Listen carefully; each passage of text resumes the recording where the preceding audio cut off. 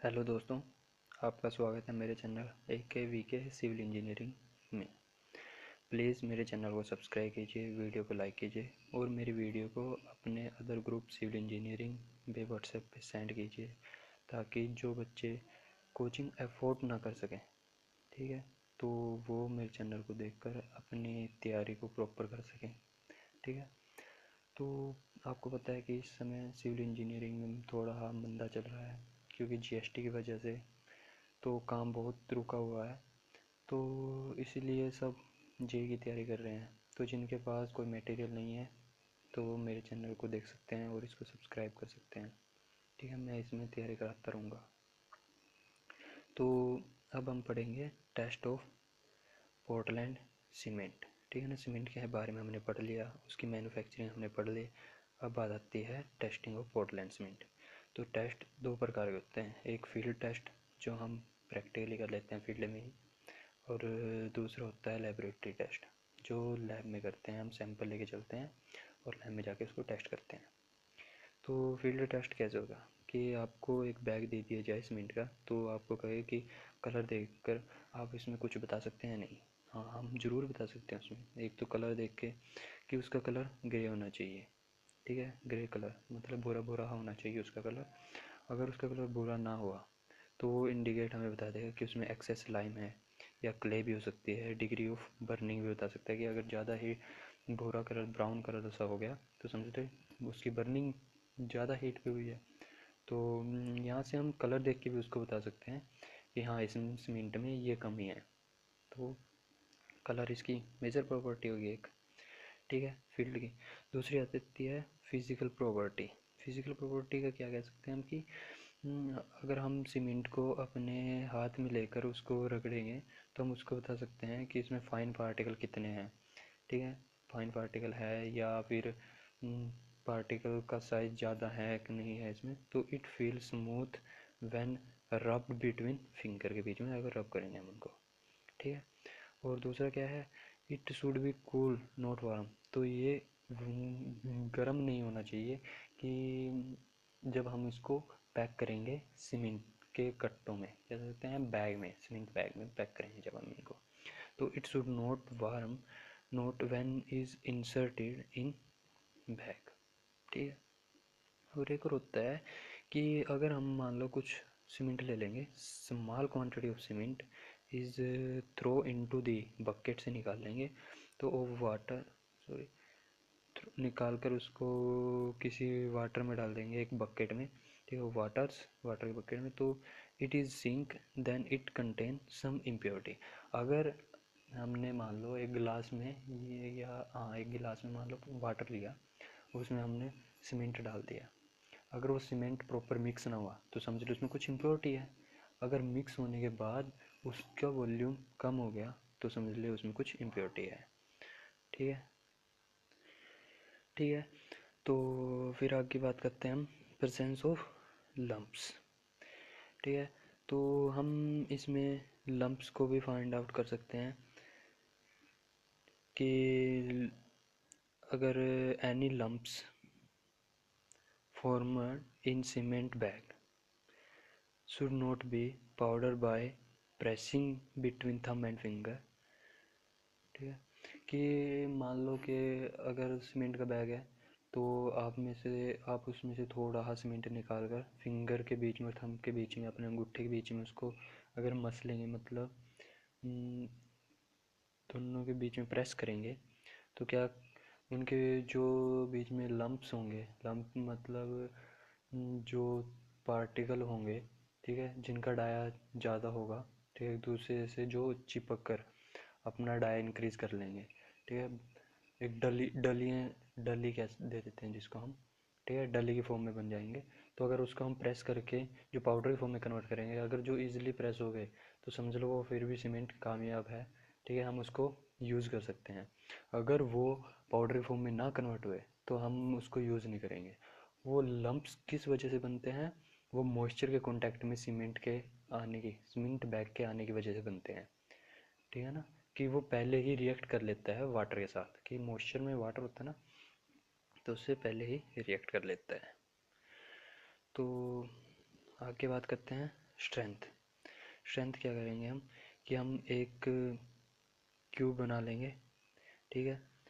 Seven cube नहीं, मतलब एक जो रेक्टेंगुलर बॉक्स टाइप में बना लेंगे कि 75 mm, 25 mm और 12 mm जिसका साइज होगा, लेंथ ब्रेथ एंड हाइट, ठीक है।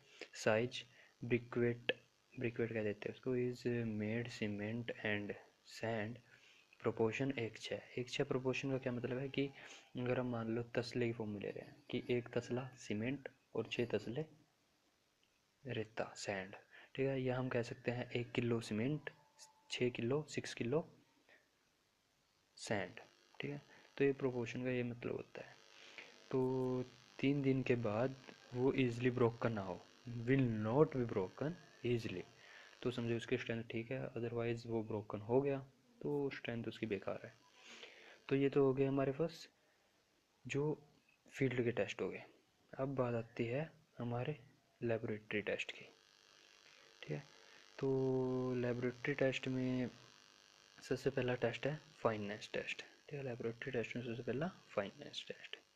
फाइननेस टेस्ट में क्या करते हैं हम, सीव से पास करते हैं 100 gram of cement passing ISC number 9। Number 9 का मतलब 19 माइक्रोन, ठीक है। 19 माइक्रोन, ठीक है। 19 माइक्रोन का मतलब क्या होता है कि ये डिपेंड करता है, जो हमारे आपने सीव देखी होगी, सोयल लैब में देखी होगी सीव, ठीक है। तो उनके बीच में जो जाली होती है उनके स्पेस के ऊपर डिपेंड करता है माइक्रोन, कि 2 mm की सीव भी होती है, 19 माइक्रोन की सीव होती है, 75 माइक्रोन की सीव भी होती है। तो वो इनके ऊपर डिपेंड करता है। तो हम 19 माइक्रोन की सीव लेते हैं, मतलब सीव नंबर 9 लेते हैं। 100 ग्राम हमने सीमेंट लिया और 15 मिनट के लिए उसको हिलाया, ठीक है। 15 मिनट उस पर डाला और उसको हिलाया साइड से, ठीक है। और जितना उस पर रिटेन कर गया, ठीक है, मतलब उसके ऊपर रह गया, जितना उसमें से पास कर गया वो तो ठीक है, जितना रह गया वो उसकी कुछ लिमिट होती है। अगर हमारे लिमिट के अंदर रहा तो हमारा सीमेंट ठीक है, अदरवाइज़ हम उसको दोबारा ग्राइंडिंग करेंगे, ठीक है, बॉल मिल और टब मिल से, और उसको पाउडर के फॉर्म में कन्वर्ट करेंगे दोबारा, ठीक है। तो ऑर्डिनरी पोर्टलैंड के लिए 10% से ज़्यादा नहीं होना चाहिए। 10% क्या, नॉट मोर देन, ठीक है, 10% उसके वेट से। कि अगर हमने मान लो कि जो ऑर्डिनरी पोर्टलैंड का सीमेंट लिया शुरू में 100 ग्राम, तो 100 ग्राम का अगर हम 10% निकाल लेंगे और जितना रेजिड्यू रह जाएगा, ठीक है, वो दोनों बराबर होनी चाहिए, या जो रेजिड्यू रह जाएगा वो कम होना चाहिए 10% ऑफ वेट ऑफ सीमेंट के। और ठीक है, अगर उससे ज़्यादा हुआ तो हम उसको रिजेक्ट कर देंगे। ऐसे ही रैपिड हार्डनिंग में 5% से कम होना चाहिए, लो हीट में भी 5% से कम होना चाहिए, ठीक है। उसके बाद आता है कि फाइनेस टेस्ट हम दूसरे तरीके से भी कर सकते हैं, परमेबिलिटी से। तो परमेबिलिटी का क्या मीनिंग हो गया, परमेबिलिटी का मीनिंग क्या हो गया कि इसमें हम इंस्ट्रूमेंट यूज़ करते हैं, ठीक है। तो उस इंस्ट्रूमेंट की सहायता से हम इसकी डेंसिटी वगैरह, ठीक है, फाइंड आउट करके उससे फॉर्मूले से निकाल के कि उसका सरफेस एरिया कैलकुलेट कर लेते हैं, ठीक है। तो सरफेस एरिया उसकी लिमिट देती है कि सरफेस एरिया 2250 सेंटीमीटर स्क्वायर पर ग्राम से कम नहीं होना चाहिए, ठीक है, इससे ज़्यादा ही होना चाहिए फाइनेंस। तो बेटर देन सीव टेस्ट, ठीक है, सीव टेस्ट से बेटर होता है। It give idea of uniform finance, surface area should not be less then 20 to 50 centimetre square पर ग्राम, ठीक है, इससे कम नहीं होना चाहिए।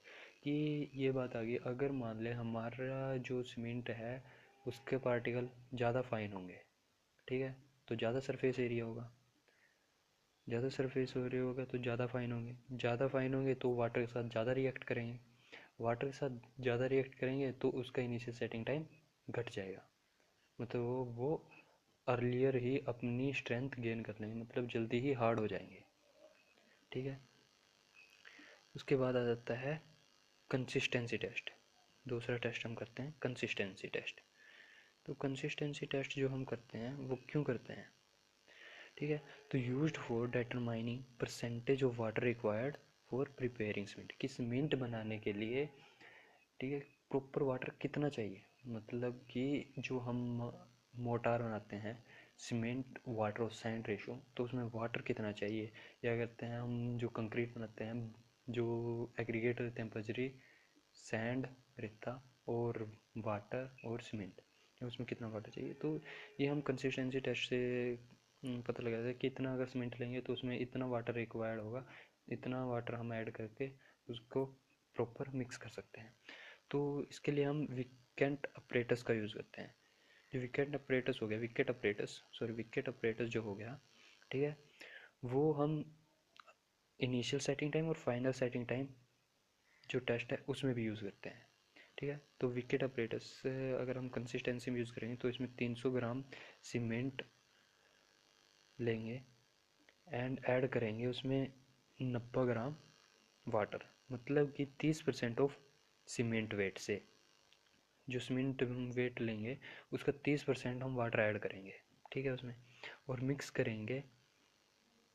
ठीक है, 3 मिनट से कम टाइम तक हम मिक्स नहीं करेंगे और 5 मिनट से ज़्यादा टाइम तक हम मिक्स नहीं करेंगे। तो मिक्सिंग फिल इनटू विकेंट मोल्ड, ठीक है, उसको हम विकेट मोल्ड में फिल कर देंगे और mixing not less than 3 minute and not more than 5 minute. ठीक है, तो रोड जो विकेट विकेट अपरेटस की जो रोड होती है, ठीक है, एक नीचे मोल्ड्स होता है, ऐसे होता है मोल्ड सा, ठीक है, और ये ऐसे होता है और यहाँ अटैचड एक नीडल होती है। ठीक है, ठीक है, तो ऐसे ऐसा ही होता है वो। ठीक है, ये मोल्ड हो गया हमारा, जिसकी हाइट होती है यहाँ 40 mm। ठीक है, 40 mm इसकी हाइट होती है। ठीक है, और यहाँ ऐसे ऐसे वो ऑपरेटर होता है और यहाँ ये नीडल लगी होती है। ठीक है, ये नीडल, तो यहाँ पे पता लग गया। उसके बाद जो रोड होती है इज़ रिलीज, जो ये रोड थी हमने साइड नीडल कह रहा था मैं, जिसको रोड को हम उसको रिलीज़ करेंगे एंड पेनिट्रेट इज़ नोटेड, कि वो कितना पेनिट्रेट करेगा उसको हम नोट कर लेंगे। ठीक है ना, पेनिट्रेट इज़ नोटेड। ठीक है, तो प्रोसेस इज़ रिपीटेड, हम रिपीट करते रहेंगे जब तक वो 33 से 35 तक पेनिट्रेट ना हो जाए एट टॉप। ठीक है, उसको मॉडल को हम टॉप से मापते हैं कि अगर उसमें 33 mm से 35 mm तक जब तक पेनिट्रेट नहीं हो जाती, जब तक हम उस प्रोसेस को बार बार करते रहेंगे। और फॉर्मूला क्या होगा जो पेनिट्रेशन परसेंटेज निकालने का, P is equal to W1/W multiply सो। P क्या हो गया, penetration percentage, W1 weight of water, W weight of cement. और इसकी लिमिट है कि जो ये होता है परसेंटेज, पेनिट्रेशन परसेंटेज, वो 25% से 35% के बीच में होना चाहिए। ठीक है, आगे बात करते हैं इनिशियल और फाइनल सेटिंग टाइम। ठीक है, इनिशियल और final setting time wicket operators हम इसमें भी यूज़ कर रहे हैं। ठीक है, तो इनिशियल सेटिंग टाइम में क्या है कि 400 ग्राम सीमेंट लेंगे, उसमें हमने 300 ग्राम लिया था, और 0.85 पी वाटर लेंगे। पी क्या हो गया, जो परसेंटेज वाटर हमने लिया कंसिस्टेंसी टेस्ट में, वो उसका 0.85 इसमें हम वाटर लेंगे ना, 0.85 P percentage of water used in consistency test. ठीक है, और स्क्वायर नीडल लेंगे 1 mm इंटू 1 mm, इसका क्रॉस सेक्शन होगा। ठीक है ना, तो वो हम नीडल लेंगे और when road release it completely penetrate, तो नीडल कम्प्लीटली पेनिट्रेट हो जाएगी 40 mm तक। ठीक है, तो हम उस प्रोसेस को दोबारा दोबारा करते रहेंगे, प्रोसेस इज रिपीटेड अनटिल तब तक करेंगे व्हेन इट पेनिट्रेट 35 mm, जब तक वो 35 mm तक पेनिट्रेट ना हो। पहले तो पूरी पेनिट्रेट हो जाएगी 40 mm तक, तो टाइम के साथ साथ कम पेनिट्रेट होती रहेगी, जब वो 35 पे पेनिट्रेट आ जाएगी तब हम उसको नोट कर लेंगे। अरे ये time is noted with stopwatch. और ये टाइम जब हम मिक्सिंग करते हैं तब से स्टार्ट होता है, और जब ये 35 mm तक होता है पेनिट्रेट करेगी और तब जाके स्टॉप होता है, वो होता है उसका इनिशियल सेटिंग टाइम। ऐसे ही उसका फाइनल सेटिंग टाइम होता है। ठीक है, in which annular attached needle is used है। एनुलर अटैच का मतलब होता है, अगर हम उसको नीचे देखें तो एक सर्कल दिखेगा और बीच में एक पिन दिखेगी। ठीक है, तो ऐसे होता है एनुलर अटैच, तो वो उसके ऊपर मार्क छोड़ देता है। तो जब तक वो मार्क करता रहेगा, जब तक हम उसको नोट करते रहेंगे, और जब वो मार्क करना बंद कर देगा वो उसका फाइनल सेटिंग टाइम होगा। ठीक है, तो प्रोसेस इज सेम होता है। तो time noted when needle note make an impression, कि वो उस पर अपना जो कहते हैं हम छाप, जब तक वो उस पर अपना इम्प्रेशन छोड़ती रहेगी, जब तक हम नोट करना, जब छोड़ना बंद कर देगी तो वो उसका फाइनल सेटिंग टाइम होगा, कि उस पर हमने कोई भी स्क्रैच ना हो या कोई भी निशान ना दिखे उस नीडल का, जब हम उसको ऊपर से प्रेस करेंगे। तो इसका टाइम है इनिशियल सेटिंग टाइम का। और ठीक है, ऑर्डिनरी पोर्ट के लिए इनिशियल सेटिंग टाइम 30 मिनट और फाइनल सेटिंग टाइम 10 घंटे। ये 30 मिनट से कम नहीं होना चाहिए, ये 10 घंटे से ज़्यादा नहीं होना चाहिए। और रैपिड हारने के लिए 30 मिनट से कम नहीं, 10 आवर से ज़्यादा नहीं। 60 लोअर हीट के लिए ये 60 मिनट हो जाएगा, 60 मिनट से कम नहीं होना चाहिए और 10 आवर से ज़्यादा नहीं होना चाहिए। अब बात आती है हमारे पास साउंडनेस टेस्ट। ठीक है, तो साउंडनेस टेस्ट भी बहुत इम्पोर्टेंट है। ठीक है, तो साउंडनेस टेस्ट हम क्यों करते हैं? तो this process the purpose of this test is to detect the presence of uncombined lime in cement, कि इसमें जो लाइम कंबाइंड ना हुआ हो, ठीक है, तो वो हम फाइंड आउट करते हैं। अगर लाइम फ्री फॉर्म में होगा, ठीक है, उसकी वजह से क्या होगा, जो उसका वॉल्यूम है उसमें चेंज आ जाएगा। जो हम क्यूब वगैरह बनाएंगे या कोई सीमेंट कहीं यूज़ कर रहे हैं तो उसके वॉल्यूम में चेंज आ जाएगा, और वॉल्यूम चेंज आने को ही हम साउंडनेस कह देते हैं। तो इसमें ये हम मेजर करेंगे। ठीक है, साउंडनेस टेस्ट। तो इसमें यूज़ करते हैं ली चैटलर ऑपरेटर्स हम यूज़ करते हैं। तो इट कंसिस्ट स्मॉल सिलेंड्रिकल, तो स्मॉल सिलेंड्रिकल होता है जिसका डाया होता है 30 mm। ठीक है, and with attached to indicator, इससे 2 इंडिकेटर अटैच होते हैं, और डिस्टेंस होती है end of centre of cylinder is 165 mm। ये कैसे होता है कि ये ऐसे होता है, ये सर्कुलर हो गया जिसका डाया हो गया 30 mm। ठीक है, और 2 इंडिकेटर कैसे अटैच होते हैं, ये एक इंडिकेटर हो गया और ये एक इंडिकेटर हो गया। 2 इंडिकेटर ऐसे अटैच होते हैं, और यहाँ से यहाँ तक के जो डिस्टेंस होगा, ठीक है, वो होगा 165 mm, 165 mm। ठीक है, ये हो गया यहाँ तक, ये चीज़ है। इसमें हम क्या नोट करते रहते हैं, ये इनके बीच का डिस्टेंस नोट करते रहते हैं। ये जो डिस्टेंस हो गया हमारा 2 इंडिकेटर के बीच का डिस्टेंस, कि ये डिस्टेंस इंक्रीज होता रहेगा। अगर इसका वॉल्यूम चेंज हो गया तो ये इंडिकेटर का डिस्टेंस बढ़ जाएगा। तो हम स्टार्ट करते हैं कि मेथड टेकन 100 ग्राम सीमेंट लेते हैं इसमें, और 0.72 पी वाटर। पी हमने बता दिया था कि परसेंटेज ऑफ जो वाटर हमने लिया कंसिस्टेंसी टेस्ट में वो है। ठीक है, मिक्स करते हैं 3 मिनट तक इसको। ठीक है, तो mould is placed on glass plate, तो एक ग्लास प्लेट होती है, ठीक है, उसके ऊपर हम अपने सर्कुलर मोल्ड को रख देते हैं और उसको फिल कर देते हैं, एंड फिल सीमेंट पेस्ट। ठीक है, तो it cover at top another glass plate, तो कवर कर देते हैं सेम ग्लास प्लेट जैसे ही उसके ऊपर भी रख देते हैं। ठीक है, ये हमारे इंडिकेटर हो गए। तो उसके ऊपर भी एक ग्लास प्लेट रख देते हैं, ठीक है, और उसके ऊपर कुछ वेट रख देते हैं।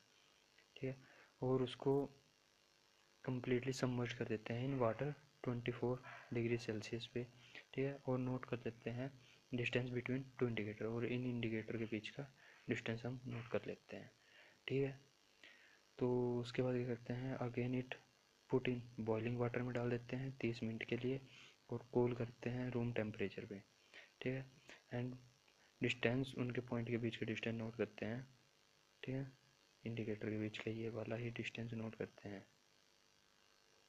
ठीक है, और ये क्या है कि it should not more than 10 mm से ज़्यादा नहीं होना चाहिए डिस्टेंस। ठीक है, अब लास्ट रह गया हमारे पास कंप्रेसिव स्ट्रेंथ टेस्ट। ठीक है, कंप्रेसिव स्ट्रेंथ टेस्ट। तो कंप्रेसिव स्ट्रेंथ टेस्ट, इसमें क्या यूज़ करते हैं हम, एक स्टैंडर्ड सैंड यूज़ करते हैं, एक ऑर्डिनरी सैंड यूज़ करते हैं। स्टैंडर्ड सैंड जो हम यहाँ यूज़ नहीं करते वो दूसरे देशों में यूज़ करते हैं, जैसे यूके वगैरह हो गया, तो वहाँ हम स्टैंडर्ड सैंड यूज़ करते हैं, उसकी प्रॉपर्टी थोड़ी अलग होती है। यहाँ हम जो सेम सैंड यूज़ करते हैं वो ऑर्डिनरी सैंड होती है, हाँ हम रेता जो यूज़ करते हैं, ठीक है। तो इसमें मोटार प्रिपरेशन करते हैं 1:3 रेशो की, मतलब 1 किलो अगर सीमेंट लिया तो 3 किलो हम सैंड लेंगे, ठीक है। वाटर P/4, पी का हमने पता है प्लस 3% उसमें एक्स्ट्रा ऐड कर देंगे, ठीक है। पी का हमें पता है, वो स्टैंडर्ड सैंड के लिए, और ऑर्डिनरी सैंड के लिए P/4 प्लस 3.5% एक्स्ट्रा ऐड करेंगे, मिक्स करेंगे 3 मिनट के लिए, ठीक है। तो मोटार प्लेस इन क्यूब में प्लेस कर देंगे, जो 70.6 mm का होगा।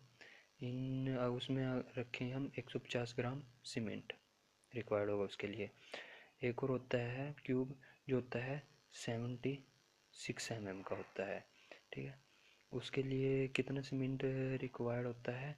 235 235 ग्राम सीमेंट हम उसके लिए यूज़ करते हैं, ठीक है।